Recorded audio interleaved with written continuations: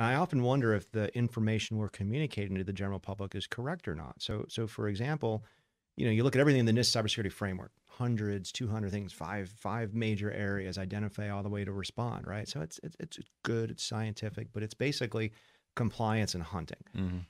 But then if you go way back out, and we've had Kirsten Todd on the show to talk about the Cyber Readiness Institute, and you're like, okay, what specific, what's the Dr. Fauci equivalent of wearing a mask, right? Well, they basically say it's patching, it's phishing, it's passwords, and it's USB.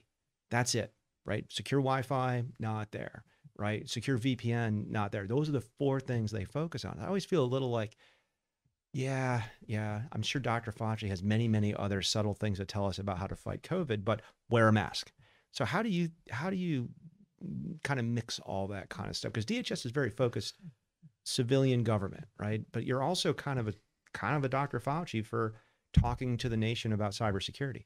Yeah, I mean, the U.S. CERT part of CISA in particular, that is that central repository of all of the vulnerabilities and best practices and guidelines, I think is actually one of the greatest services that they provide. It's like, yeah, it's got to work inside the U.S. government, but when it does, it works for everybody else too. And we really did feel that mission, that need to push our information out. I think that those best practices, those simple top 10 lists, they are still relevant and they are still important. But we, unfortunately, are now seeing a few challenges to simple conventional wisdom that we're going to have to get our heads around. Two or three of them, I think, that are interesting. Like, I think I used to poll people, my smart guys, what's the most important thing? Patch off and patch urgently. Well, it was the patch that was the delivery mechanism for the back door. Okay, so now we're not gonna say don't patch, because that's worse.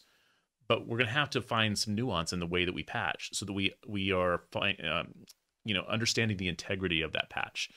I think that there have been many. I'm one of them that believe that we can operate in the cloud more securely than we can operate on-prem.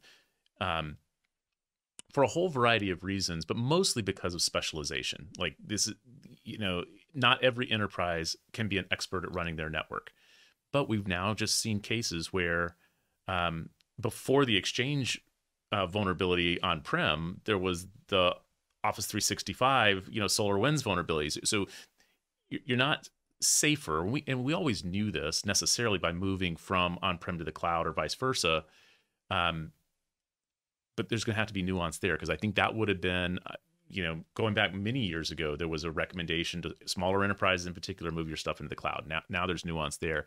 And I think the one that's been on my mind the most recently is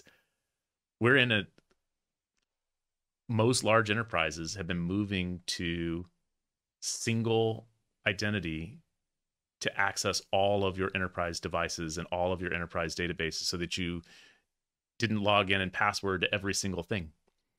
And now that is a primary means of vulnerability. A primary, mechanism in these hacks has been going after that privileged access, and then really owning the ability to move into any part of the network that you want to.